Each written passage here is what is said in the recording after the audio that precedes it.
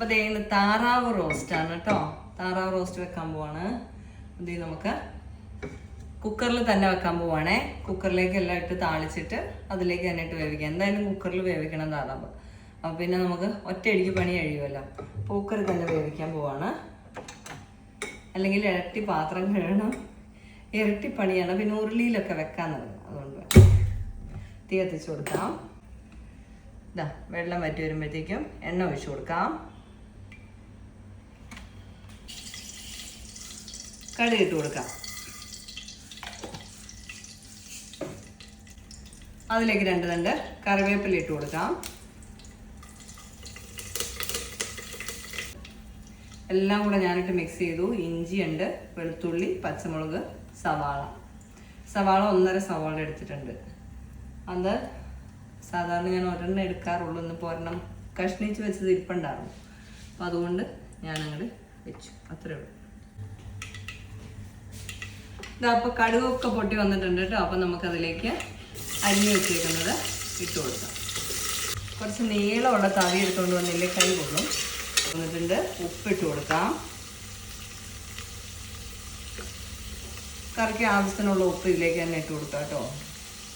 പിന്നെ ഇട്ടില്ലെങ്കിലും കുഴപ്പമില്ല. ഒരു 2 സ്പൂൺ ഇതിന് 2 സ്പൂൺ ഇട്ട് കൊടുത്തിട്ടുണ്ട്. ഉരുളക്കിഴങ്ങ് ഉള്ളവർക്ക് ഉരുളക്കിഴങ്ങൊക്കെ ഇട്ട് വയ്ക്കുക കേട്ടോ. ഉരുളക്കിഴങ്ങ് ഇട്ട് കഴിഞ്ഞ് കഴിഞ്ഞാൽ ഉരുളക്കിഴങ്ങിൻ്റെ ടേസ്റ്റ് കൂടി വരും, കൊഴുപ്പും കിട്ടും. തേങ്ങാപ്പാൽ ഒഴിക്കണം, തേങ്ങാപ്പാൽ ഒഴിക്കാം. തേങ്ങാപ്പാൽ ഒഴിച്ച് കറി വെച്ചാൽ നല്ല ടേസ്റ്റാണ്. നമ്മുടെ സവാള വഴണ്ടുകൊണ്ടിരിക്കുകയാണ്.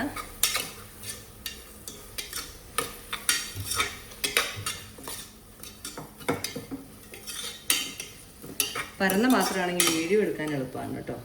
അങ്ങനെയൊരു ഗുണമാണ്.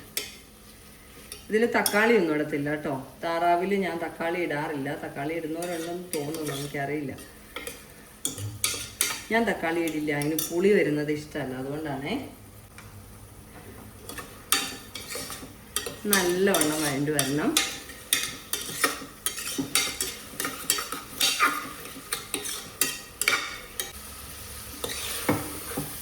ഇതാ ഏകദേശം ഒന്ന് റെഡി ആയിട്ടുണ്ട്. നമുക്കിതിലേക്ക് പൊടികൾ ഇട്ട് കൊടുക്കാം. മഞ്ഞൾപ്പൊടി, മുളക് പൊടി, മല്ലിപ്പൊടി, ഗരം മസാലപ്പൊടി. ഗരം മസാലപ്പൊടി കൂടുതലിട്ടിട്ടുണ്ട്. ഇനി ലേശം ചിക്കൻ മസാല ഞാനിടും കേട്ടോ. പക്ഷിയല്ലേ, അതുകൊണ്ട് ഇച്ചിരി അധികം ഒന്നും ഇടണ്ട, ആ ഒരു ടേസ്റ്റ് വരാൻ വേണ്ടി. പക്ഷിയുടെ മസാല. കുരുമുളക് പൊടി ഇച്ചിരി കൂടുതലിട്ടാലും കുഴപ്പമൊന്നുമില്ല. മുളക് പൊടി ഞാൻ കുറച്ചേ ഇട്ടിട്ടുള്ളൂ. കുരുമുളക് പൊടിയുടെ ടേസ്റ്റ് നല്ലതാണ് കേട്ടോ താറാവിന്. അപ്പോൾ ഇതാ നല്ലവണ്ണം മിക്സ് ചെയ്ത് കൊടുക്കാം.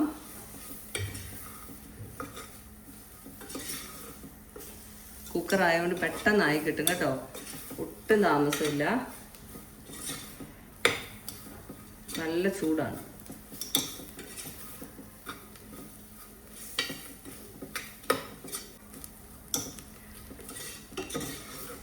കളറൊക്കെ മാറി വന്നാണ്ടോ. പെട്ടെന്നാവും കേട്ടോ.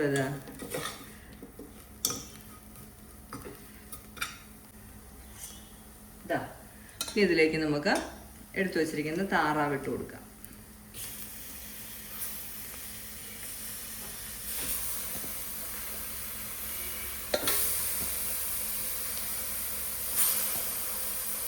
ഇളതായ താറാവാണെങ്കിൽ അധികം വിസിലൊന്നും അടുപ്പിക്കണ്ട.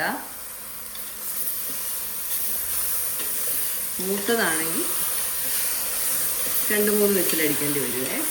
അതിനെ വേവിച്ചെടുക്കുന്ന പോലെ ഇരിക്കും. ഞാൻ വിസിലടുപ്പിക്കാതെ വേവിച്ചെടുക്കും.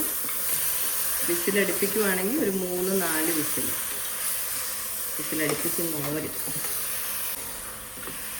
തീ കൂട്ടി വെച്ചിട്ടാണല്ലോ വിസിലടുപ്പിക്കുന്നത്. ഞാൻ തീ കുറച്ച് വെച്ച് ഒരു 20 മിനിറ്റ് വേവിച്ചെടുക്കും. അന്നേരത്തേക്ക് അത്യാവശ്യം വേവാവും കേട്ടോ. അത് കഴിഞ്ഞ് കഴിഞ്ഞാൽ പിന്നെ അങ്ങോട്ട് വെന്ത അവിഞ്ഞു പോകും. ഉപ്പ് വേണമെങ്കിൽ ലേശം കൂടി ഇട്ട് കൊടുക്കാം. 2 സ്പൂൺ ഞാൻ ഇട്ടിട്ടുണ്ട്. ഇതിനാണ് കേട്ടോ, ഞാൻ ഒരു 1/2 സ്പൂൺ കൂടി ഇട്ട് കൊടുക്കുക. ഉപ്പ് കൂടി പോകുമെന്നറിയത്തില്ല, ഇനി കൂടിയില്ലെങ്കിൽ പിന്നെ ഇടാം.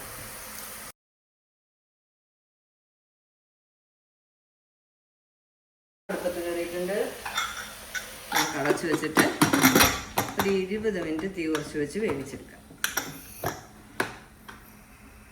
കുക്കർ അടങ്ങിയില്ലേ പതിയെ വിസിലൊന്ന് പൊക്കി കൊടുത്താൽ മതി കേട്ടോ.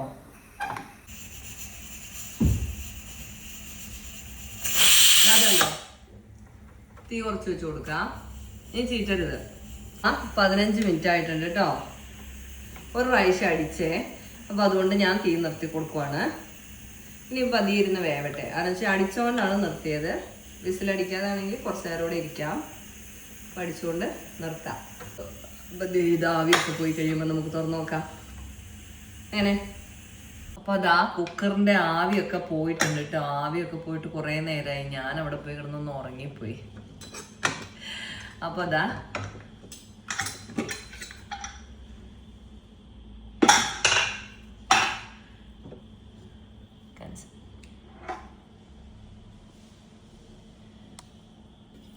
നല്ല അധികം വറ്റിക്കേണ്ട ആവശ്യമൊന്നുമില്ല കേട്ടോ. നെയ്യൊന്നും അധികം ഇല്ലാത്തതുകൊണ്ട് ആണ് നമ്മുടെ താറാവ് റോസ്റ്റ്. നല്ല പാകത്തിന് വെള്ളം ഒട്ടും ഒഴിക്കാണ്ടാണ് വെച്ചത്. അപ്പോൾ പാകത്തിന് ഗ്രേവിയൊക്കെ ആയിട്ട് റെഡി ആയിട്ടുണ്ട്. പാകം വേവാണ് കേട്ടോ, അധികം അങ്ങ് വെന്ത് പോയിട്ടുമില്ല എന്നാൽ. അപ്പോൾ ഇന്നത്തെ പാചകം ഇത്രയേ ഉള്ളൂ. അടുത്ത വീഡിയോയിൽ കാണാം. ബൈ.